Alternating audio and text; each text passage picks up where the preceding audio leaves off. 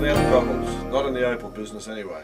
So here we go. I'm going to introduce you to the first machine that you use when you proceed with the opal cutting method. Now obviously in the CD I've explained a lot of these things verbally, but by means of this video you'll be able to see an actual case, an example of what's happening, and it's a lot easier to see something in action than to just read it. So that's what I intend to do. I won't be able to show you everything, but you'll see the basics. Now first of all, just have a look at this machine here. This is a diamond wheel. The diamond disc wheel itself is quite flexible, as you can see. It's only about 8 or 10 thou in thickness. Rather than the blade actually driving in the water itself, having this thing full of water, the water comes down from the top. It's connected to the water supply through these jets here, and on both sides of our cover, like little jets, it squirts out over the blade. Goes down over the blade and it just goes down through the grain, keeping your blade nice and clean, keeping your work all clean. The mud off the ironstone goes away, and it's constantly. Let's show you a couple of details now about how the cutting process. Put the water on. Put my goggles down, then I'll just slice through here.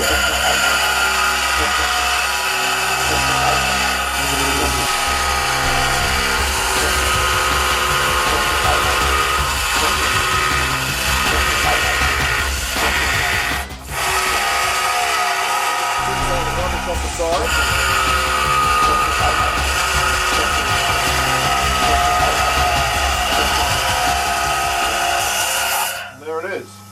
You'll notice it doesn't hurt your finger. You see, you put your finger right on there, it won't cut it.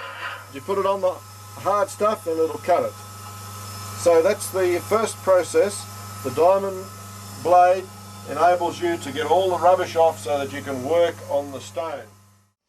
The next process is the dopping process. So we have our piece of opal here that's been shaped basically. The old method of putting stones on the dop sticks is to use the methylated spirits lamp with the sealing wax, but the simple way to do it is just to use ordinary carpenter's glue nowadays, which is a water-based glue. It's only just a matter of opening it up and putting a little squirt on the top of a stick like that, and then just placing the opal on top of the stick. Of course, if you want to cut and polish each stone individually, then it's best to use the old methylated spirits system.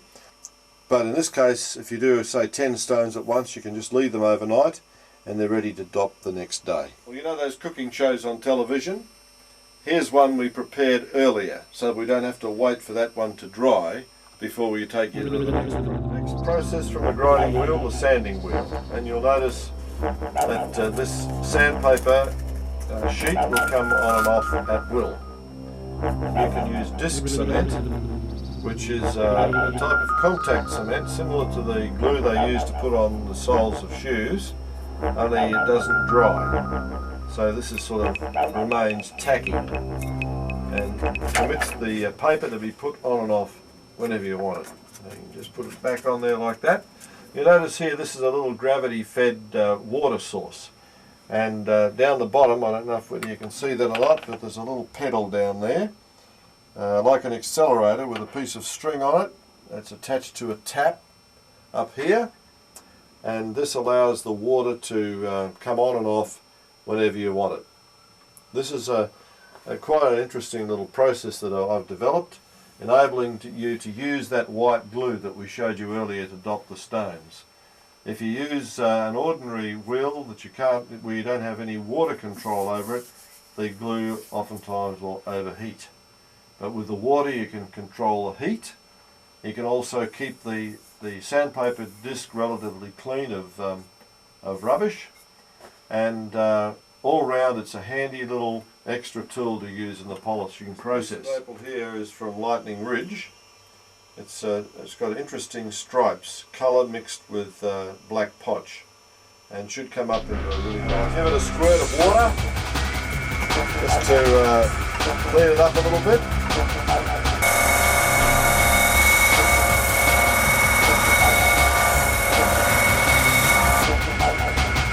Now in this case the stone is fairly flat, So most of the action is like that. But I'll show you a similar action using a dome-shaped stone.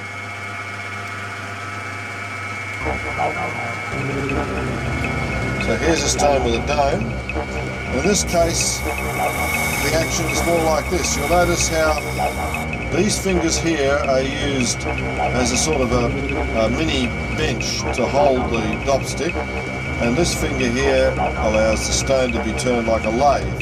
You can use both fingers to keep that process of that rotation process going, so there's no sort of gaps in the stone. I'll just show you how this is done here. You notice how the process is continuing without stopping, and then we can just angle the stick up like this and allow that dome to be developed on top of the stone like that. If you've got a flat stone like this, sometimes you'll get a lump of rubbish or imperfection in the middle, or a scratch. It's always more difficult to take the scratches out of a flat stone than a dome stone, and you often have to get right on the edge of the wheel like this to do it. You've got to be careful doing that, because sometimes you can slip, and that edge of the sandpaper there can act like a knife. Not as bad as a knife, but it can give you a pretty nasty cut if you're not careful. So you take the scratches out like this. After the stone is starting to get polished, you find there's still a scratch. You can go to the middle of the stone and you'll get more of a bite into the stone from there, and you're more likely to remove that scratch. This is the final process. In this case we have a leather lap primed with cerium oxide, and we've got a little bath of cerium oxide down here, just made out of an old section of plastic pipe. And the leather nice and soft, brush here, and you're also able to clean your work a little bit with a spray like this. It brings the excess cerium oxide back into your prime your brush up with a little bit of cerium oxide mud, and you just put it on your wheel like that. The cerium oxide is not really a scratch remover, it's a polish, but if you get a good quality one, it will remove tiny scratches to a degree as well, which is very handy. Saves you having to go back on the sanding wheel again. So you'll notice now that we have quite a nice polish on the top of that stone, and that's the final process. Let's just show you how it's done here with a higher dome stone. Just prime it again a little bit there. Start off like this, revolve around, and end up bringing the stone up, face onto the wheel,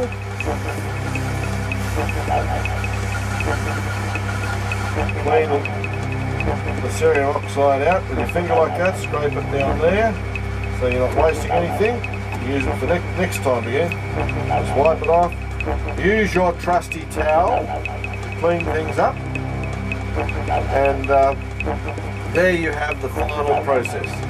Now the next thing that you have to do, if this is the top of your stone, which in this case it is, this then has to be placed on another dopstick. Only the dopstick has to be put onto there so that you can turn the stone around and clean the back of it and make a nice even chamfer around it, ready for setting in jewellery. And that's it.